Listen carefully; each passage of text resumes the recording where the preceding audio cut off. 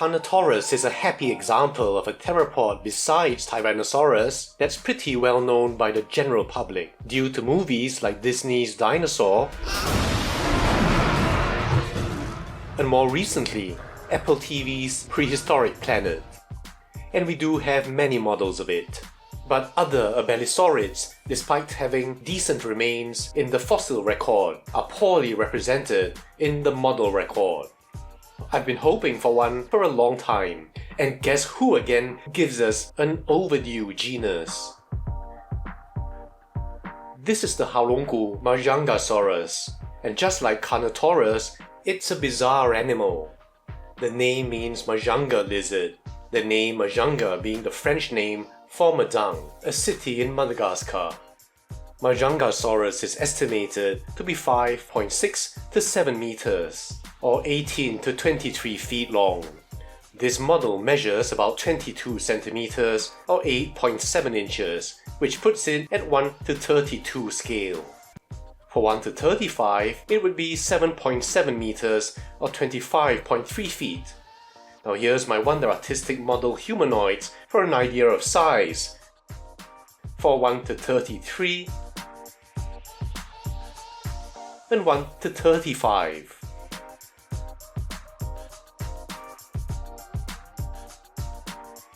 While Majungasaurus doesn't have any one complete skeleton, we have good remains from different individuals to be fairly confident of its appearance. And right here, let's address the most obvious thing just dying to be said. It's a living sausage. Majungasaurus has often been called the dinosaur sausage, and it's pretty easy to see why. It does have a pretty slender body on top of short legs, though how slender and long varies with different reconstructions. Here, Haolonggood has given us an unequivocal sausage, and it looks bizarre and cute. Now what's cuter than one sausage dinosaur is two sausage dinosaurs, and as always, we get two color variants. This time, the yellow and the grey. For the grey, we've seen similar ones, for example the Haolonggood Diabloceratops. But the brown is particularly interesting, not just in the choice of color palette, but also the rendering. Now first of all, the blend of light browns and yellows is unusual. Then when you add in that almost electric blue tail, which is balanced by the blue in the maxilla, the whole effect is an incredibly vibrant one. Then there's an almost watercolor effect in their application. But while the blends are wonderfully smooth, it took me a while to get used to, as my initial feel was that there's something almost unnatural about this that I couldn't quite place my finger on. The pose is a most interesting one. It's not your typical roaring theropod, or even your neutrally walking one. It's walking in what might be called a stalking or challenging pose, depending on the context. And the lifelike nature of this pose is heightened because of a seemingly incredible and impossible act of balance. Now let's take a closer look at the grey first. The most obvious thing to consider is the horn. Unlike the paired laterally directed horns in Carnotaurus, Majungasaurus has a single horn formed from a thickening and fusion of the frontals. In the model, you see a rather modest spike. Now this is sitting atop that short, deep skull with its broad, rounded snout. Rugosity, especially over the nasals, suggests keratinization in the area. Happily, this is well built up in this model. And here you see not just that nice yellow highlight, but also the scale detail in the face and the labial area. And while detail may look rougher at this close distance, here's an almond for context. On the other side, again, the labial scales, those in the maxilla, and even the ridges over the eyes. There's a definite pupil and a blue sclera in the eyes, which can sometimes be hit or miss, and done wrongly look cartoony. And here, just directing your attention to the teeth. In absolute terms, they're painted quite incompletely, so that the gum actually seems to run too high up. But it's really so minuscule that it won't bother most people at normal viewing distances. and once again the almond for context. Then we see the soft tissue around the AMEV muscle. You can see inside the mouth from the medial right side and appreciate the effort taken to paint this area, different shades of pink. Even the choanal openings are ringed in the whitish pink. And this is why Haolonggood and PNSO just completely blow other competitors aside. Color-wise, we already saw the yellow, but look how even in the greys, you have a complexity of colors. You can see an infusion of blue into the greys. A lot of complexity going on here. And with that tiny sculpted detail, just speaks of very high quality.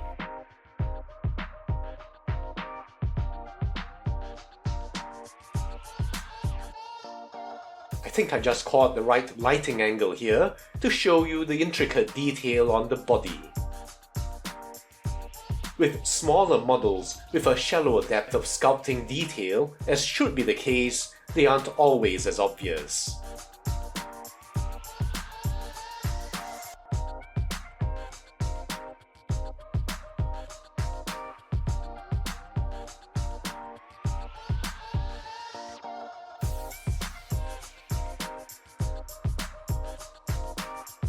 Look at that detail in the thigh.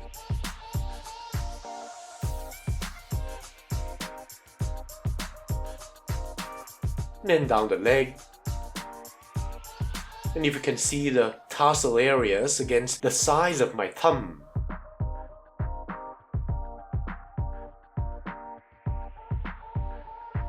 Again, I really need to bring in my almond to help you appreciate the exquisite detail here.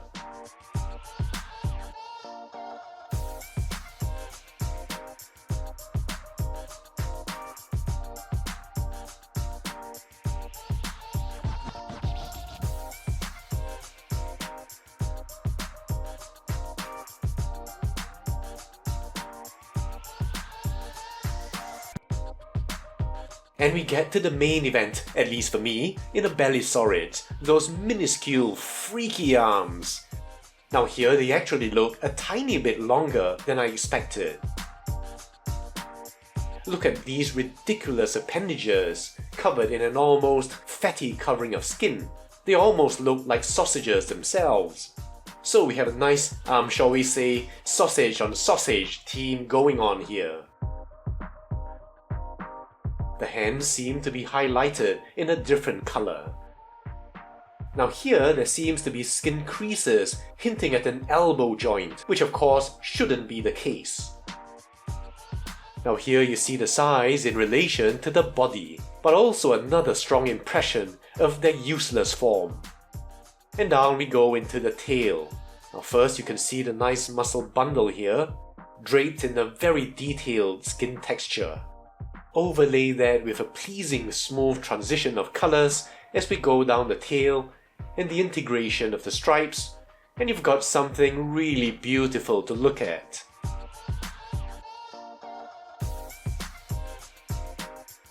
I really like how the greyish base transitions to a beige in the tip here.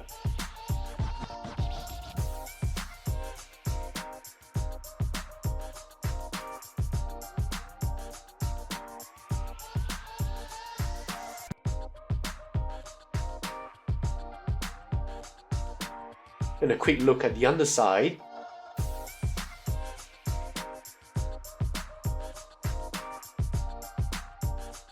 Overall, just such a pleasing rendition of Majungasaurus. Now, just a quick word. It's been said that Haolonggood uses a much harder material for the legs to guard against warping, and it certainly feels very stiff. The confidence of not including a stand seems justified here, but time will tell. So much for the grey.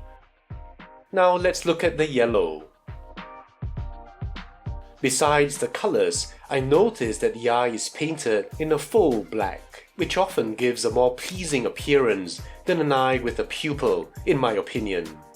Now just look at the vibrance of the colours and how they mix together, with plenty of complexity in the intermixing.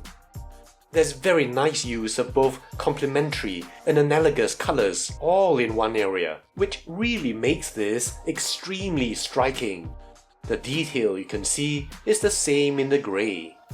And going down a bit in the body, you'll see these vibrant colors as well.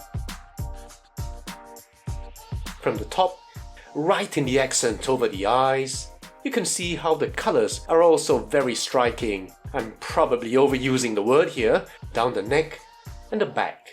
You can see with all the light brown variations, there seems to be a central lighter band as well.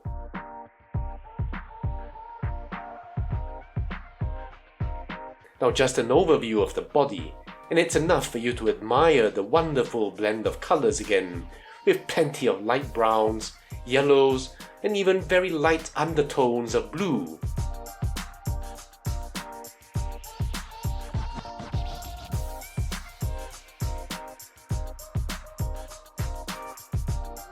The thighs now, and here you get a blend of browns, and even a bit of a reddish highlight in the posterior part.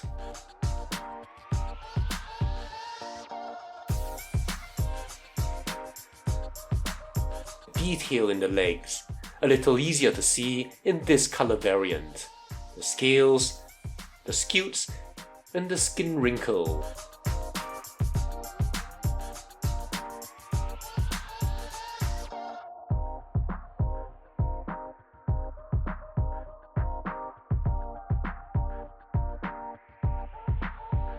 And here we have that sausage on sausage look again. Just pretty cool how a completely different color palette can evoke a different feel between the two variants. It tickles me that in this bizarre hand, we have a highlight of a brown-orange, almost like an exclamation point. I didn't notice while shooting, but again there really seems to be an elbow here, which is wrong, but also might explain why the arm looks a bit longer than it should. But it might be also accounting for this bend in the humerus here. If so, it would be a misunderstanding, since it occurs on the anterior aspect. Now down that tail, it's really nice that in the tail, Haolonggood has chosen to fade the brown into a white blue, echoing the same blue in the maxillary area, but then going into that electrifying blue at the tip. An overall look from top again. Haolonggood really does put thought into its color schemes, and as we've seen in more recent models, they seem to be shaking off the observation in the past that the colors, while nice, are often quite derivative and similar.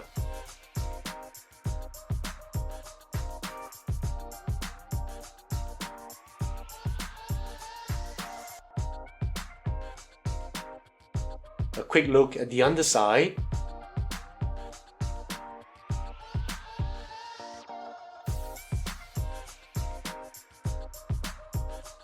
And so much for the yellow. And now a little note on a little thing.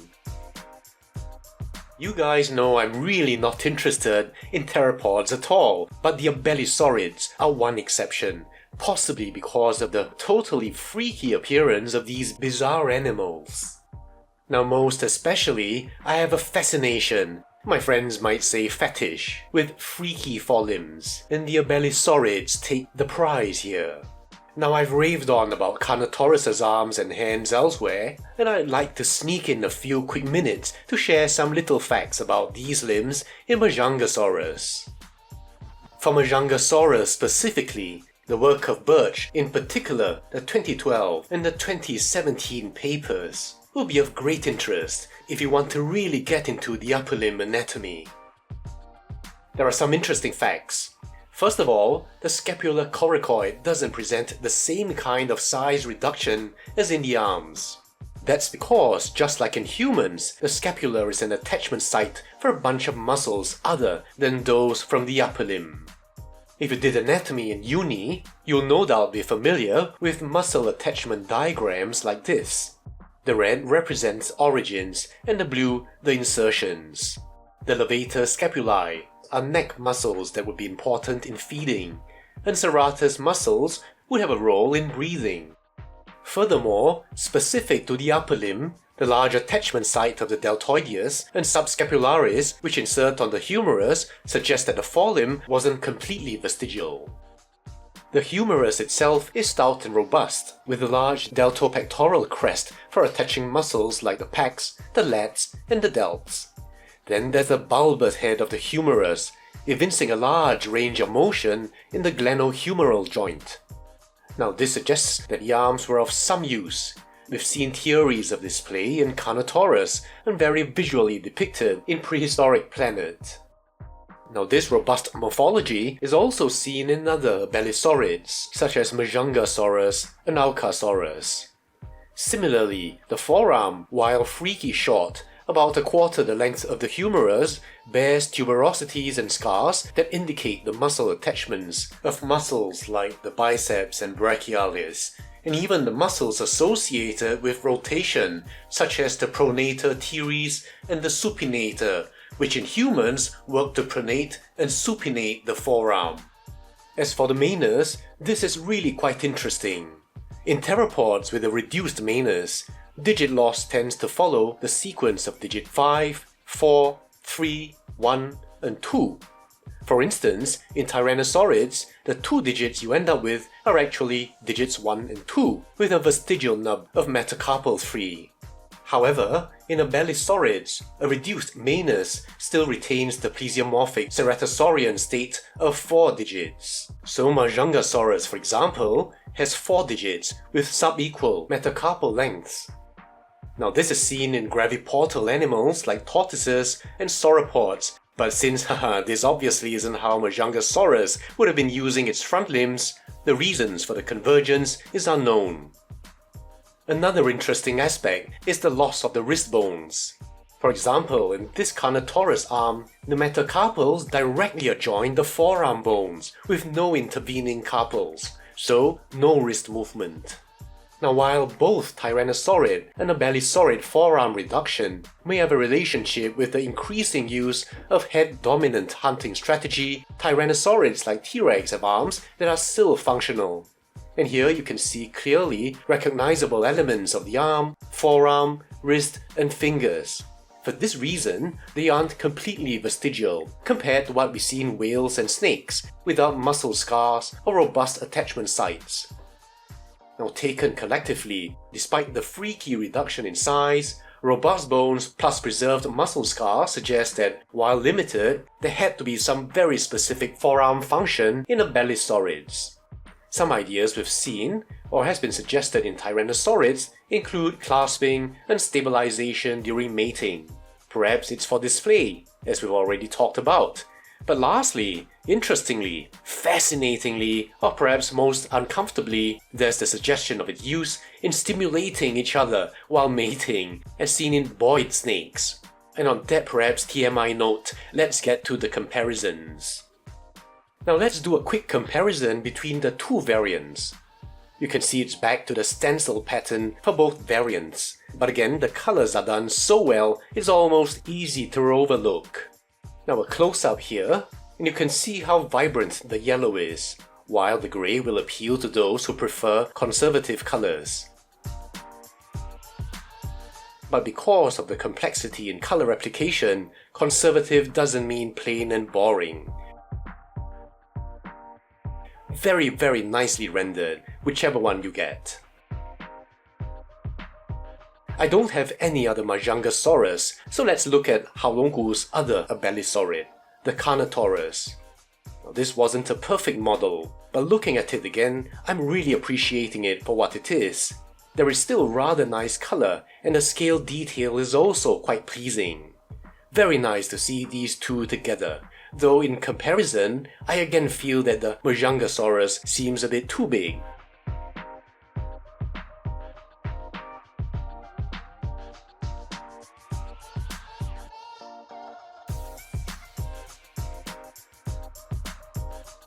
And here we have PNSO's Carnotaurus. This one is of course with PNSO's older sculpting aesthetic, and the skin is rather corn-cobby, but the pose is really a very unusual one, and I hope that PNSO will revisit this since Carnotaurus is my favorite dinosaur. Now what I think would be an interesting theme for comparisons is small theropods. And here I have a handful. First is the Haolonggood Majungasurus, and I'd almost forgotten how well done this model was. I especially love the color, this kind of green, and the only thing that spoils it are these damned white squiggles, which I pray that Haolonggood has consigned to the depths of hell. Now such a cool and cleverly balanced pose.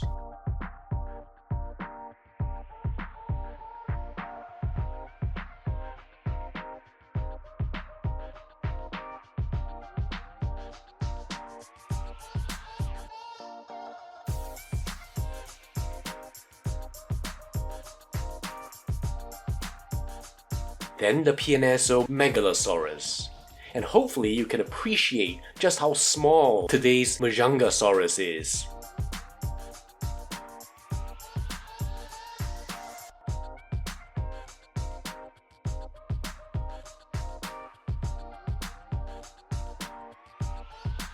The very beautifully painted Yongchuansaurus Shangyouensis. Especially nice to see the smooth blends of color in the two top Chinese companies represented here.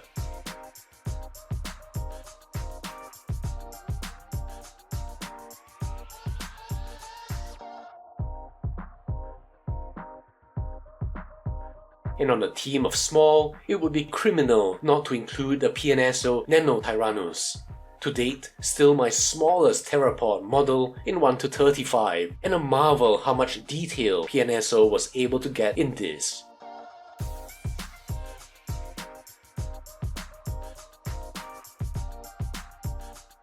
To round off our usual size comparators, the PNSO T-Rex Wilson and the Cameron T-Rex. I haven't had these out together, and right now seeing this little gang of small theropods, I realize how nice they look together. So that's it for the Haolonggood Majungasurus. Again, yet another way overdue genus from a company who seems to be plugging these gaps recently. It's really very nice to see a decent representation of another Abelisaurid besides Carnotaurus. In the sculpt, the paint application, choice of colors and pattern, and even the pose, Haolonggood has come a long way from its earlier theropods. I wouldn't mind seeing more as they improve, even a T-Rex, the previous offering of which I don't consider to exist in the canon, much like Star Wars episodes 7 to 9 as far as I'm concerned. It sure looks like we won't get both the Styracosaurus and Ionosaurus before year's end, but considering what we did get this year, I'm more than happy to give the wallet a rest. See you all in the next video.